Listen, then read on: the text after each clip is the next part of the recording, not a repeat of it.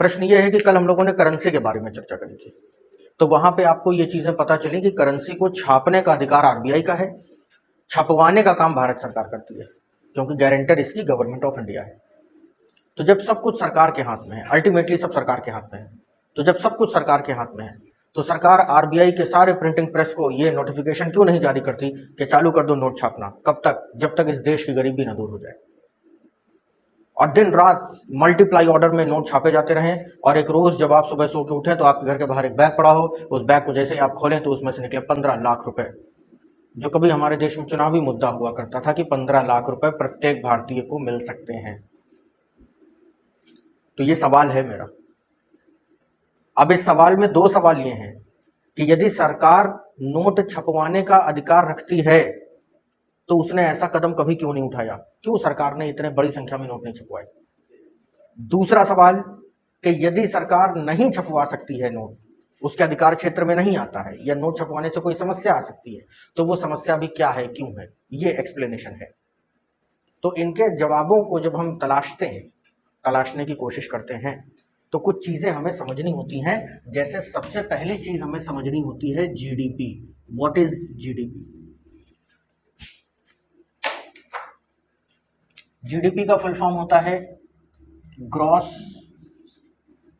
Domestic product. Hindi में इसको कहते हैं सकल घरेलू उत्पाद। जीडीपी इंडियन इकोनॉमी की पढ़ाई का सबसे आधारभूत स्तंभ है। सबसे बेसिक के रूप में आप यही पढ़ते हैं कि व्हाट इज जीडीपी। तो जीडीपी को समझने के लिए आप जरा इस डायग्राम को ध्यान से देखिए। मान लीजिए कि ये हमारा देश है भारत, और कॉन्स्टिट्यूशन के अंदर पॉलिटी में आप आर्टिकल नंबर 1 पढ़ते हैं, जिसमें लिखा जाता है India shall be the union of states. Bharat राज्यों का एक संघ होगा। तो जब भी हम लोग भारत का चित्र बनाते हैं, चाहे वो सिंबॉलिक बनाएं चाहे वो रियल बनाएं, तो उसमें पहली ही कंडीशन लागू हो जाती है, बॉर्डर्स का बंधा होना, सीमाओं का सील होना। तो बॉर्डर्स कहीं से भी खुले नहीं है। हाँ, ये है हमारा भारत। कल्पना करते हैं कि हमारे देश के अंदर भिन्न भिन्न समुदायों में रहने वाले लोग, भिन्न भिन्न संप्रदायों में रहने वाले लोग आपस में मेल जोल के साथ रहते हैं और व्यापार करते हैं। ये जो अलग अलग आपको स्लॉट्स नजर आ रहे हैं, इन स्लॉट्स को आप मान लीजिए डिफरेंट कास्ट एंड कम्युनिटीज, और ये सभी लोगों का जो व्यापार है वो अंततोगत्वा बाजार में आकर के समाविष्ट होता है। ठीक? तो कौन कौन से लोग हमारे देश में रहते हैं, कौन कौन से व्यापार करने वाले लोग रहते हैं? तो हम सीधे मान लेते हैं A B C D E F G और एच। ए फॉर एग्रीकल्चर, ऐसे लोगों में समुदाय जो हमारे देश में पूरी तरीके से कृषि पर आधारित है। आज भी आप देखते हैं हमारे देश को कृषि प्रधान देश कहा जाता है। तो यदि हमारा देश कृषि प्रधान देश है तो आज भी बड़ी संख्या में लोग खेती करते होंगे। तो इसीलिए सबसे पहले हम उन लोगों को एक ग्रुप में बंद करेंगे जो पूरी तरीके से एग्रीकल्चर पर डिपेंड हैं, उनकी आय का और कोई स्रोत नहीं है, वो सिर्फ और सिर्फ खेती करते हैं। क्लियर? बी से मान लेते हैं बिजनेस। बिजनेस का मतलब हो गया व्यापार। हमारे देश में एक बड़ा व्यापारी वर्ग है जो दुकान चलाता है, ठेले लगाता है, छोटे छोटे व्यापार करता है। और हमारे देश में अनेक सेल फोन बिजनेस ऐसे हैं जिससे आप केवल अपने परिवार का पेट पाल सकते हैं, इसके अतिरिक्त तो कुछ नहीं। तो यहां पे हम ऐसे ही एक बिजनेस की बात कर रहे हैं। सी फॉर मतलब क्राफ्ट है, तो हम इसको हथकरघा मान लेते हैं। हथकरघा का मतलब हैंडीक्राफ्ट इंडस्ट्री। भारत सोने की चिड़िया था, सबको पता है। तो हम क्यों सोने की चिड़िया थे? क्या सोने की चिड़िया बनाते थे? नहीं। इंडिया का जो हैंडीक्राफ्ट इंडस्ट्री थी एक जमाने में, उसने भारत को सोने की चिड़िया बनाया था। आज भी जब आप लोग कोई छोटा मोटा जीके पढ़ते हैं तो आपको अलीगढ़ के ताले, आगरा के पेठे, कानपुर का चमड़ा से लेकर के भदोही की कालीन, मुरादाबाद का पीतल और फिरोजाबाद की चूड़ी सब रटवाया जाता है ना। तो वो शहर जिनका नाम विश्व पटल पर था, वो अपने लोकल और डोमेस्टिक व्यापार के लिए ही तो पॉपुलर थे। फिरोजाबाद में ऐसा क्या है जो उसको चूड़ियों का शहर बोलते हैं? वहां पे ये स्किल होगी ना लोगों के अंदर कि वो चूड़ियां बनाते हैं।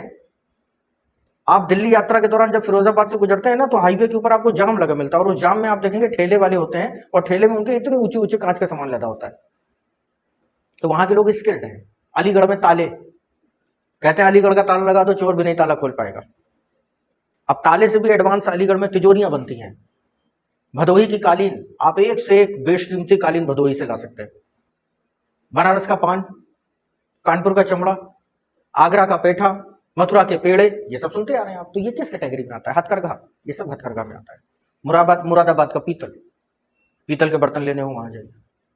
इसी तरीके से जब हम लोग डी में आते हैं तो डी फॉर हम मान लेते हैं डॉक्टर। भारत के डॉक्टर और इंजीनियर्स ने पूरे दुनिया में धूम मचाई हुई है। इंडियन डॉक्टर्स और इंजीनियर्स की बहुत बड़ी डिमांड है थ्रू आउट द ग्लोब। एक काल्पनिक कथा है, हो सकता है सत्य भी हो, लेकिन मैं आपको काल्पनिक कह के सुना रहा हूं। बिल गेट्स से एक इंटरव्यू में पूछा गया कि माइक्रोसॉफ्ट में ऊंचे पदों पर कार्य करने वाले सभी व्यक्ति भारतीय क्यों हैं? इंडियंस में आखिर ऐसी कौन सी खास बात है?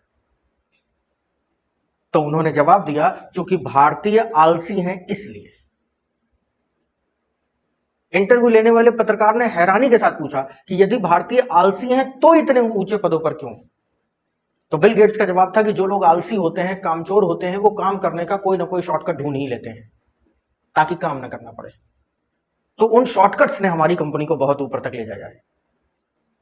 तो उसी तरीके से भारतीय डॉक्टर और इंजीनियर्स भी होते हैं जो काम करने का तरीका शॉर्टकट ढूंढ लेते हैं। क्रिएटिव नहीं है बहुत ज्यादा, लेकिन हाँ कर देंगे, कोई टेंशन की बात नहीं है। आपकी गली में रहने वाला एक कंपाउंडर भी कोरोना का ट्रीटमेंट कर रहा है। तो ऐसे हैं भारतीय डॉक्टर्स और इंजीनियर्स।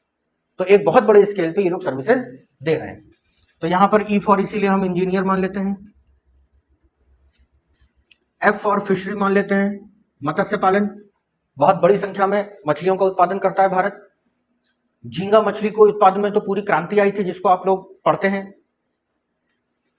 जी फॉर हम लोग मान लेते हैं गन फैक्ट्री। तो ये हो गया आपका बारूद या मिलिट्री या सेना का साजो सामान। आप जानते हैं कि बहुत बड़े स्केल पर इंडिया प्रोड्यूस करता है, दुनिया भर के देश परचेज करते हैं। और एच फॉर हो गया एनिमल हस्बेंड्री। तो इसको हम लोग मान लेते हैं पशुपालन। बहुत बड़े लेवल पर हमारे देश में पशुपालन भी होता है।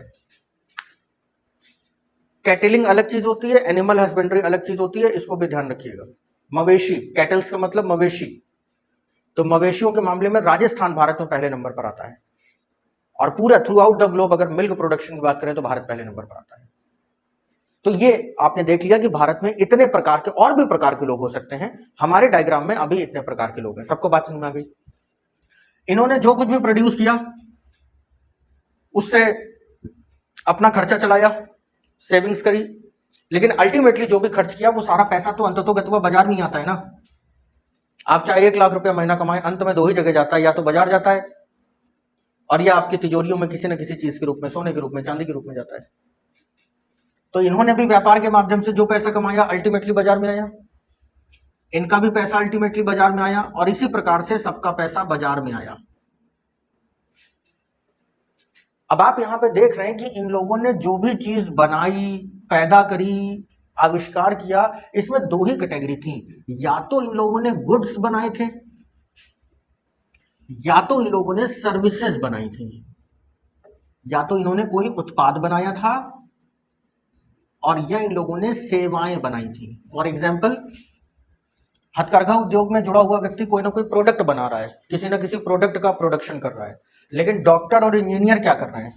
सर्विसेज का प्रोडक्शन कर रहे हैं। लेकिन ये जितना भी प्रोडक्शन हुआ है, आप देख रहे हैं through out the territory of India हुआ है। भारत के बाहर कहीं से नहीं हुआ है, सब कुछ भारत के अंदर हुआ है। ये भी तो दिख रहा है आपको। तो यहां पर जितना भी पैसा अल्टीमेटली फ्लैक्चुएट किया, वो आया तो कहीं ना कहीं मार्केट में ही, सारा पैसा मार्केट में आया। तो अलग अलग लोगों से बात करने की बजाय क्या एक रफ आइडिया ले लें कि बाजार में कुल कितना पैसा है, तो भी वही हिसाब आएगा। तो किसी भी देश के द्वारा, आप ध्यान से सुनिए, फाइनल डेफिनेशन, किसी भी देश के द्वारा 1 वर्ष के भीतर अपनी सीमाओं के अंदर उत्पादित की गई कुल वस्तुओं और सेवाओं का मूल्य within a year in the territory by any country, all the goods and services। तो कुछ ना कुछ इसका मूल्य होगा ना, लेकिन इसका मूल्य हम लोग 1 साल के रेशियो में निकाल रहे हैं। जो फाइनेंशियल ईयर होता है उस रेशियो में निकाल रहे हैं। तो किसी भी राष्ट्र के द्वारा अपने देश की सीमाओं के भीतर 1 वर्ष में उत्पादित कुल वस्तुओं और सेवाओं का मूल्य क्या कहलाता है? जीडीपी कहलाता है। आगे बात समझ में? जीडीपी सबको क्लियर हो गई क्या होती है? सकल घरेलू उत्पाद किसे कहते हैं? सकल घरेलू उत्पाद का मतलब है किसी भी राष्ट्र के द्वारा अपनी सीमाओं के भीतर एक साल में उत्पादित कुल वस्तुओं और सेवाओं का मूल्य। क्लियर? इनमें से किसी ने 1 रुपया भी कमाया था तो वो जीडीपी के अंतर्गत गिना जाएगा, बस वो पैसा देश के बाहर से नहीं आना चाहिए। अच्छा, एक बात और ध्यान रहे, मान लीजिए एक कंपनी है जो बनाती है पार्ले जी। सबने ये बिस्किट खाया है। इस पार्ले जी का बाजार मूल्य है 5 रुपए, 5 रुपए का मिलता है। तो जब कंपनी की फैक्ट्री में ये पार्ले जी बनता है तो क्या इसका लागत भी 5 रुपए ही आता है? लागत हो सकता है 2 रुपए आता हो, 2.5 रुपए आता हो, या बहुत ज्यादा 3 रुपए आता हो। इसका बाजार मूल्य है 5 रुपए, तभी तो 5 रुपए के पास एमआरपी लिखा होता है, मैक्सिमम रिटेल प्राइस, अधिकतम खुदरा मूल्य। मान लेते हैं कि इस पार्ले जी का लागत मूल्य 3 रुपए आया था, बाजार में 5 रुपए का बिकता है, तो जीडीपी में क्या जोड़ा जाएगा? 3 रुपया कि 5 रुपया? 5 रुपया जोड़ा जाएगा। जीडीपी हमेशा मार्केट प्राइस पे काउंट होती है, ये भी पॉइंट याद रखना। इसी डेफिनेशन को थोड़ा सा और अगर आप पॉलिश करना चाहें तो किसी भी देश के द्वारा एक वर्ष में उत्पादित कुल वस्तुओं और सेवाओं का बाजार मूल्य सकल घरेलू उत्पाद कहलाता है। आगे बात समझ में? मान लेते हैं कि ये जो सकल घरेलू उत्पाद निकाला हमने अभी डेफिनेशन के माध्यम से, ये हम 100 बिलियन निकाल रहे हैं, मोटे तौर पर 100 बिलियन। मान लेते हैं कि कोई कंट्री है, उदाहरण इंडिया ही ले लेते हैं, इसकी जीडीपी 100 बिलियन निकली है, 100 बिलियन। तो क्या यह भी कहा जा सकता है कि जीडीपी को देखकर ही किसी कंट्री की हैसियत का पता लगता है? भाई तुम्हारी हैसियत क्या है, तुम्हारी कमाई से पता चलेगा। तो उसी तरीके से किसी कंट्री की हैसियत क्या है, ये उसकी जीडीपी से पता चलेगा। तो जब हमारा देश आजाद हुआ होगा 1947 में, क्या तब भी हमारी जीडीपी 100 बिलियन होगी? खैर फिलहाल मैं आपको बता दूं कि भारत की जीडीपी कितनी है। आज की डेट में भारत की जीडीपी है 3.2 ट्रिलियन, 3.2 ट्रिलियन भारत की जीडीपी है। और माननीय प्रधानमंत्री जी का स्वप्न है कि भारत को 2025 तक 5 ट्रिलियन की जीडीपी बनाया जाए। ऐसा आप लोगों ने अनेक भाषणों में सुना भी होगा कि विकसित भारत की कल्पना में सबसे पहले हमको 5 ट्रिलियन की जीडीपी भारत को बनाना है। तो 5 ट्रिलियन को करो किनारे, पहले तो ये बताओ जीडीपी पल्ले पड़ा कि नहीं पड़ा? जीडीपी की बात समझ में आई? जीडीपी किसी भी देश की हैसियत है, और इस हैसियत को परखने के 2 पैमाने हैं, पहला है उत्पाद और दूसरा है सेवाएं। उत्पाद का मतलब प्रोडक्ट्स और सेवाओं का मतलब सर्विसेज। एक डॉक्टर, एक टीचर, एक साइंटिस्ट, एक इंजीनियर अपनी सेवाओं के माध्यम से पैसे कमाते हैं जो जाके जीडीपी में जुड़ता है। एक किसान, एक हथकरघा उद्योग वाला, एक व्यापार वाला उत्पाद के माध्यम से पैसे कमाते हैं जो अल्टीमेटली जाकर के जीडीपी में जुड़ता है। सबको बात समझ में आ गई? इस साल मैंने 100 किलो का प्रोडक्शन किया। मान लीजिए मैं कांच का सामान बनाता हूं, तो इस साल मैंने 100 किलो का प्रोडक्शन किया, तो मेरी अगले साल के लिए कोशिश क्या होगी कि मैं 100 किलो से ज्यादा करूं? कम की कोशिश तो बिल्कुल नहीं होगी ना। तो जब मेरी ये कोशिश होगी तो जितने भी लोग जीडीपी में अपना रोल प्ले करते हैं उन सबकी भी तो ये कोशिश होगी। तो क्या ये मान लिया जाए कि किसी भी कंट्री की जीडीपी साल दर साल बढ़ती चली जाती है यदि कोई इमरजेंसी ना हो तो? जैसे कोरोना काल के दौरान कई देशों की जीडीपी में नेगेटिव ग्रोथ हुई, यानी कि उनकी जीडीपी घटी। भारत ही एकमात्र ऐसा देश था दुनिया का कोरोना के बावजूद जिसकी जीडीपी बढ़ रही थी। कोई युद्ध ना हो जाए, कोई महामारी ना फैल जाए, किसी देश में कोई आपातकालीन संकट ना आ जाए, इन 3-4 कोई प्राकृतिक आपदा ना आ जाए। जैसे चिली जैसे देश आपने देखा बर्बाद हुए भूकंप में, टर्की जैसे देश, नेपाल जैसे देश भूकंप में बर्बाद हुए। तो कोई प्राकृतिक आपदा, युद्ध, महामारी, इमरजेंसी अगर ना हो तो मोटे तौर पर यह माना जाता है कि किसी भी कंट्री की जीडीपी साल दर साल लगातार बढ़ती रहेगी। आ रही बात समझ में? अगर किसी कंट्री की जीडीपी 100 है 2024 और 25 में, ये डेटा मैं आपको बिलियन में दे रहा हूं, तो जब मैं आपसे 2025 और 26 के डेटा मांगूंगा तो इसकी जीडीपी 108 हो जाएगी। ये डेटा हमने दिया आपको बिलियन में। 2025 में, 24 और 25 के फाइनेंशियल ईयर में किसी कंट्री की जीडीपी है 100 बिलियन। नेक्स्ट ईयर का जो प्रेडिक्शन है वो है 25-26 फाइनेंशियल ईयर में इनकी जीडीपी हो जाएगी 108 बिलियन। ग्रोथ हुई, ग्रोथ हुई, कितने परसेंट की ग्रोथ हुई? 8% की ग्रोथ हुई। तो ये जो 8% की ग्रोथ हुई, इसी को कहते हैं जीडीपी ग्रोथ रेट। हिंदी में इसी को कहते हैं आर्थिक वृद्धि दर या आर्थिक विकास दर, या किसी भी कंट्री की ग्रोथ रेट इसी को कहा जाता है। कोई भी कंट्री डेवलप कर रहा है या नहीं कर रहा, उसको चेक करने का सबसे सटीक फॉर्मूला क्या हो सकता है, आप थोड़ा सोच के बताइए।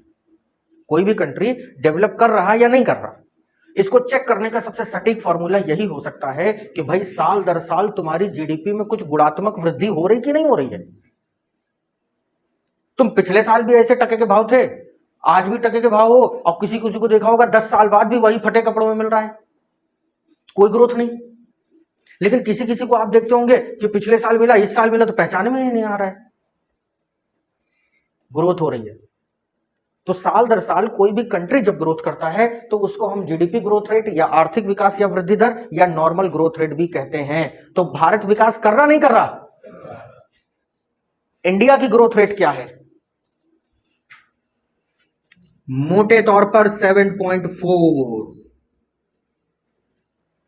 पिछले कई वर्षों से, पिछले 10 वर्षों से ज्यादा समय से भारत की जो आर्थिक विकास दर है वो 7.4 से लेकर 7.8 के बीच में वेरी कर रही है। और यदि 20 साल पहले चले जाएं तो डॉक्टर मनमोहन सिंह के कार्यकाल में एक वर्ष ऐसा भी गया था जब हमारी जीडीपी ग्रोथ रेट 8% के ऊपर चली गई थी।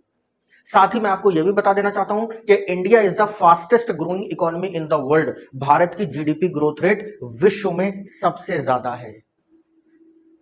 भारत दुनिया का सबसे ज्यादा विकसित देश नहीं है, भारत दुनिया का सबसे अमीर देश नहीं है, लेकिन अमीर और विकसित बनने की प्रक्रिया में हम जो तरक्की कर रहे हैं वो तरक्की करने का प्रतिशत हमारा दुनिया में सबसे ज्यादा है।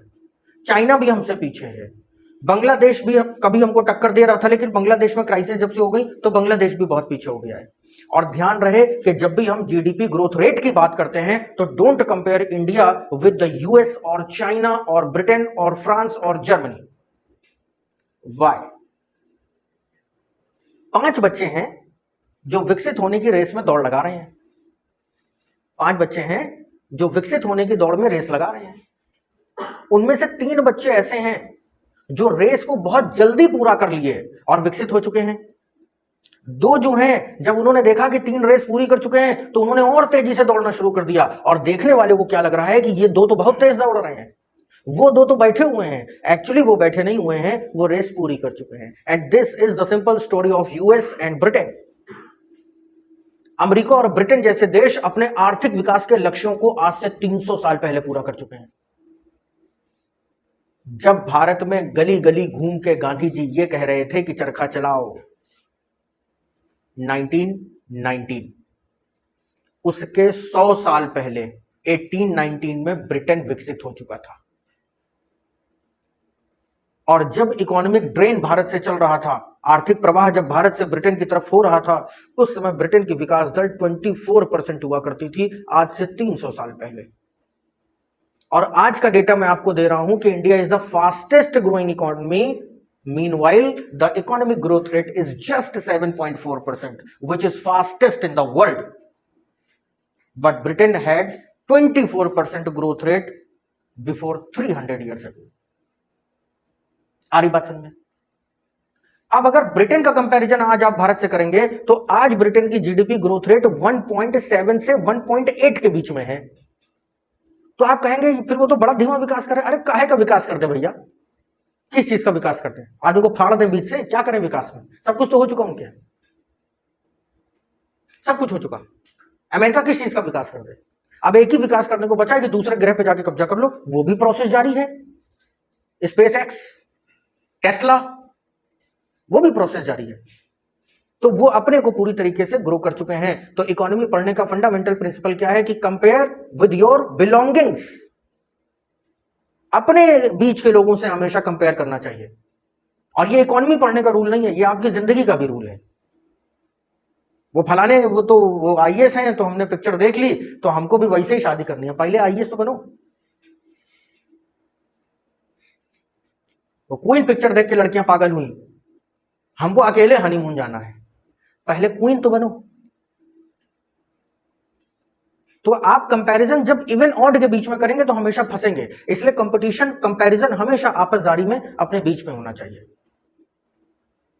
आप उन लोगों से कंपैरिजन करिए जो आपके टेबल में आपके समतुल्य हैं, फाइनेंशियल स्टेटस में भी आपके जैसे हैं, पारिवारिक पृष्ठभूमि भी आपके जैसी है, एजुकेशन लेवल भी आपके जैसा है। आप मेरे से कंपेयर नहीं कर सकते, आप अपने बीच के लोगों से कंपेयर करिए।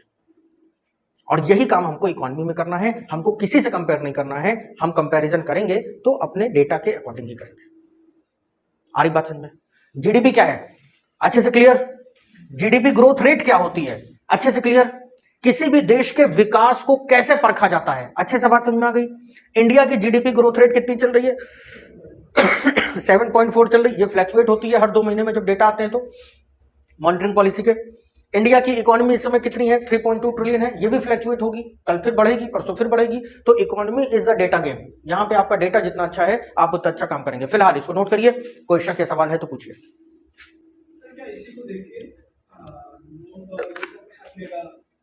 इसीलिए पढ़ा भी रहेंगे, बिल्कुल सही पहचाना, इसीलिए पढ़ा भी रहे, वरना क्वेश्चन हमारा आसमान में था, पढ़ा पाताल क्यों रहे? ये जितने भी बच्चे क्लास में आमतौर पर नहीं रहते हैं और यदि इनको ये लगता है कि भाई रिकॉर्डिंग तो अवेलेबल है बाद में देख लेंगे, तो बाद आदमी कुछ होता नहीं है।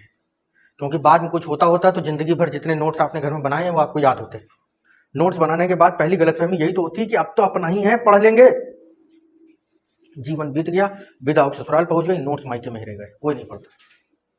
तो प्रयास करें कि जब लाइव क्लास चल रही तो लाइव ही जुड़ें। किसी के पास बहुत बड़ी इमरजेंसी है तब फिर आप क्लास में एब्सेंट रह सकते हैं। और वैसे भी नए टर्म्स एंड कंडीशंस के साथ हमारी क्लास चल रही है तो कचरे तो जाओगे ही, लापरवाही करोगे तो।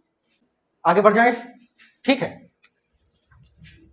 जीडीपी तक की कहानी सबको समझ में आ गई खूब अच्छे से। किसी भी देश में जीडीपी का 2% करेंसी होनी चाहिए।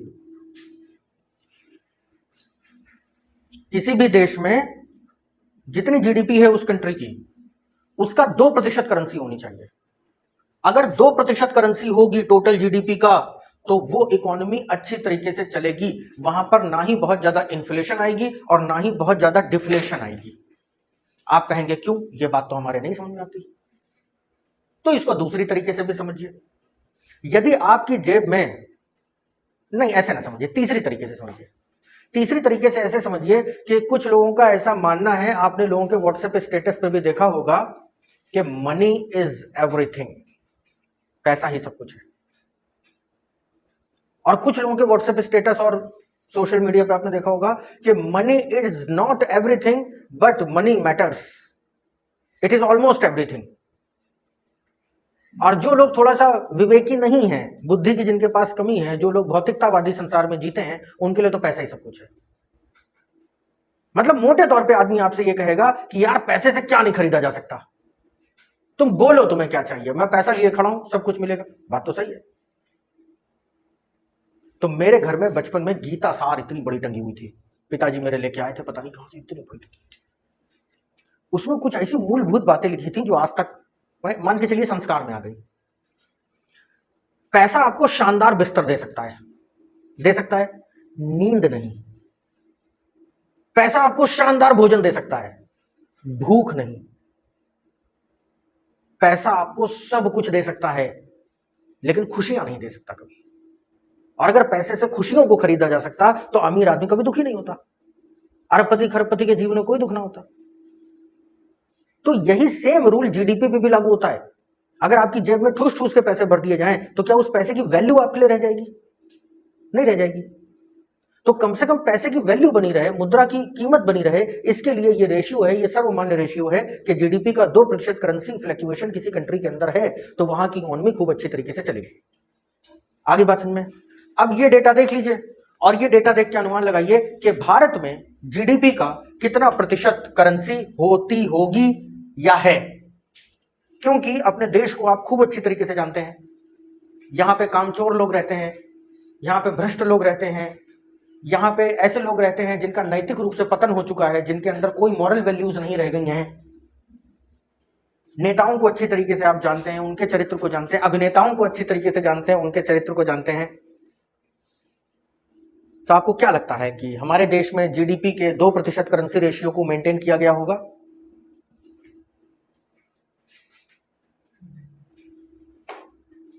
कम होगा क्योंकि पैसा तो है नहीं आपकी जेब में, कम होगा। प्रिया जी को क्या लगता है कम होगा? कितना? आधा %, 0.25%, 1%? कितना कम? 1% होगा।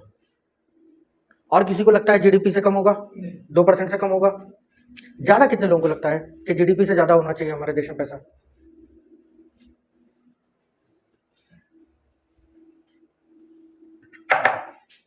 हमारे देश में करेंसी होनी चाहिए 2%, 8% के आसपास है। हैरानी हुई? हैरानी हुई? 2% होनी चाहिए, 8% है, डिफरेंस 6% का है ना। 6% ज्यादा करेंसी है, इसी 6% ज्यादा करेंसी को ब्लैक मनी कहा जाता है। The biggest challenge of Indian economy, जितनी करेंसी हमारे देश में होनी चाहिए उसका 3 गुना ब्लैक मनी है, उसका 3 गुना ब्लैक मनी है। और जब उसका 3 गुना ब्लैक मनी है तो जाहिर सी बात है कि जिन लोगों के पास है ब्लैक मनी है उनके लिए पैसे की कोई वैल्यू नहीं। भारत में वही लोग मौत का नंगा नाच करते हैं, लग्जूरियस कार्स, बड़े बड़े बंगलो, किसी के ऊपर भी गाड़ी चढ़ा दी, कोर्ट कचहरी जेब में, कानून नाम की चीज नहीं उनके लिए। ये वही है ब्लैक मनी, काला धन वाले लोग। और यदि आप चतुर और चालाक छात्र हैं तो आपके दिमाग में तुरंत एक चीज स्ट्राइक करनी चाहिए कि जब पूरी कथा श्रीमान जी आप हमको पढ़ा के आ रहे हैं कि जीडीपी क्या होती है, नोट कैसे छपता है, नोट का डीएनए सैंपल कल आप हमको दिखा रहे हैं, ब्लैक मनी आया कहां से? ये बात किसी की नहीं स्ट्राइक करी। जब मैं स्टेप बाय स्टेप पढ़ा रहा हूं हर चीज, तो क्या ये सवाल दिमाग में नहीं आता कि ब्लैक मनी कहां से आ गई? जब सरकार 2% ही छाप रही तो ये 8% कैसे हो गया?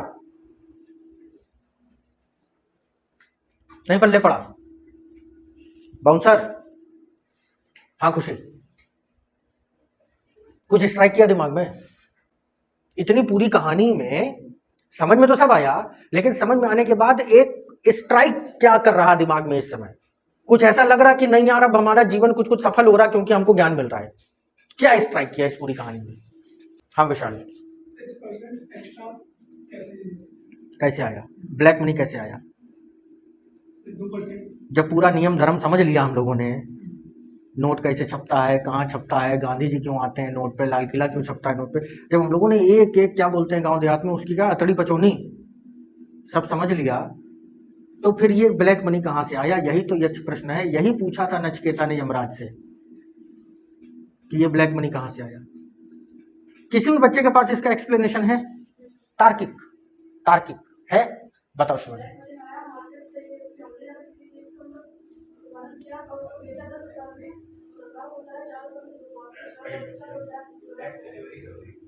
बिल्कुल सही, बिल्कुल सही जवाब दिया शिवानी ने कि ये जो 6% एक्स्ट्रा मनी है जिसको हम ब्लैक मनी कह रहे हैं, ये आखिर आया कहां से? तो ये आया इसी बाजार से है।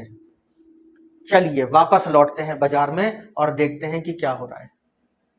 तो बाजार में सबसे पहले तो बाजार में आप ये देख लीजिए कि बाजार में कोई देवता थोड़ा बैठ के व्यापार कर रहे हैं, हमारे ही आपके जैसे लोग बैठ करके व्यापार कर रहे हैं। और इसका सबसे सरल उदाहरण मैं आपको देता हूं कि टैक्स की चोरी करने के लिए वो व्यक्ति भी प्रयासरत रहता है जो टैक्स नहीं देता। अगर आप कहीं पे सफर कर रहे हैं और आपको बोर्ड लगा मिला कि 1 किलोमीटर आगे टोल टैक्स है, तो आप टोल टैक्स से बचने के लिए किसी सर्विस रोड पे लगा के और गांव की पगडंडी से होके हो सकता है 10 किलोमीटर की यात्रा करके टोल से बचने का प्रयास कर जाए ताकि टोल ना देना पड़े। ये हमारी सोच है। कितनी ऐसी चीजें हैं जहां पे सरकार को 1 रुपए, 2 रुपए, 5 रुपए, 10 रुपए का टैक्स दे करके आप सरकार को बहुत बड़ा फायदा पहुंचा सकते हैं, लेकिन आप बिल तक नहीं लेते। छोटी से छोटी बाजार में चले जाइए, आजकल सब जगह जीएसटी होता है और कोई भी चीज आपको परचेज करनी है तो आपको 2 ऑप्शन देते हैं, मैडम जीएसटी बिल के साथ ही 120 रुपए, विदाउट बिल 109 रुपए। भैया बिल किसको चाहिए, लाओ 109 रुपए। आपने कितने बचा लिए? 11 रुपए। 11 रुपए बचा के आप अरबपति बन गए। आप 11 रुपए बचा के अरबपति बन गए, लेकिन ऐसे 11 रुपए जो 11 करोड़ बार रोज भारत में खरीदे और बेचे जाते हैं, वो यदि सरकार के पास जाते तो वो पैसा लौट के आप ही के पास उज्ज्वला योजना के रूप में आपके घर में सिलेंडर आता, फ्री में राशन आता, अच्छी रोड्स मिलती, अच्छी एजुकेशन मिलती, अच्छे हॉस्पिटल मिलते। तो चोर कौन? हम। जिम्मेदारी लेनी पड़ेगी। लाल बंगले के अंदर एक बहुत बड़ी इलेक्ट्रॉनिक्स की एजेंसी है, अब यहां क्लास रिकॉर्डेड है, नाम लेना उचित नहीं है। मैं 2014 में ट्रिमर खरीदने गया था, 2014 की बात बता रहा हूं, तो तब जीएसटी वगैरह तो था नहीं, तो ले आए थे। 17 में जीएसटी आता है, तो जीएसटी के होने और ना होने में आपको अंतर बता रहा हूं। तब चलता था सेल टैक्स और वैट, तो तब उसने मेरे को बोला था, 1400 रुपए का ट्रिमर था, उसने मेरे को बोला था कि विद बिल 1465 रुपए 1465 और विदाउट बिल 1295 रुपए। 2014 की बात आपको बता रहा हूं। तो मैंने उसको बोला कि बिल के साथ, तो उसने खटाखट बिल बना दिया। और फिर जब मैंने उसको कार्ड पकड़ाया कार्ड पेमेंट के लिए, तब वो मेरे को बोलता है कि अरे सर खुद भी परेशान हो तो हमको भी परेशान करते हो। तो मैंने पूछा इसमें परेशानी वाली क्या बात है? तब वो कहता है कि अरे सर ऐसा ही दे देते, 200-250 आप पे बच जाते, हमको बिल ना देना पड़ता। मैं मुस्कुराया और बिल लिया और पेमेंट की और चलाया। अब ये खत्म हो गया है, अब आ गया जीएसटी। अब जब आप जीएसटी बिल लेंगे तो और बड़ा अंतर आएगा, क्योंकि जीएसटी तो फ्लैट है, और बड़ा बिल आएगा। तो बिल लेने और नहीं लेने में हो सकता है आप 200-250 रुपए बचा लेंगे, लेकिन इससे सरकार का 200-250 करोड़ का नुकसान आप रोज कर रहे हैं। और फिर आप ये बिल्कुल भी उम्मीद मत करिए कि आपकी बेहतरी के लिए सरकार कोई काम करेगी, क्योंकि चोर तो आप ही हैं सबसे पहले। एक पॉइंट समझ में आ गया कि कहां से ब्लैक मनी क्रिएट हो रहा? वो जो बिल आप नहीं लेते, वो पैसा उसके ब्लैक मनी में चला गया। सेकंड चीज, ए ने प्रोडक्शन किया था 100 रुपए का, और जब जीडीपी का वैल्यूएशन हुआ, आईटीआर भरा गया, पता लगाया गया कि लोगों की कितनी कमाई है, तो इन्होंने बताया 20 रुपए। इन्होंने प्रोडक्शन किया था 200 रुपए का, इन्होंने बताया 50 रुपए। इन्होंने प्रोडक्शन किया था 50 रुपए का, इन्होंने बताया था 4 रुपए। डॉक्टर साहब ने कमाए थे 500 रुपए, इन्होंने बताए थे 25 रुपए। इंजीनियर ने कमाए थे 250 रुपए, इन्होंने बताए थे 60 रुपए। तो आप जो सरकार को हिसाब दे रहे हैं, जीडीपी तो उसी डेटा से तैयार हो रही है, और जीडीपी से ज्यादा जो आप अपनी जेब में रख रहे हैं, जिसका हिसाब नहीं दे रहे हैं, वो धीरे धीरे कहां जुड़ता चला जा रहा है? इसमें चला जा रहा है। और एक दिन ये करेंसी बहुत बड़ी होती जा रही है। आप डॉक्टर के पास तो गए होंगे, कंसल्टेशन फीस 100 रुपए, 200 रुपए, 500 रुपए, अच्छे से अच्छा डॉक्टर 1000 रुपए, 2000 रुपए मान लो, इससे महंगा कोई डॉक्टर नहीं। जब मैं बच्चा था तो मैं सोचा करता था यार डॉक्टर का काम कितना बढ़िया है, बढ़िया मस्त डॉक्टर बन जाओ, 100-200 रुपए लोग देके चले जाते हैं, शाम तक ये ढेर भर पैसा हो जाएगा। आज मैं भी ऐसे प्रोफेशन में आ गया हूं जहां पे लोग कंसल्टेशन फीस देके जाते हैं।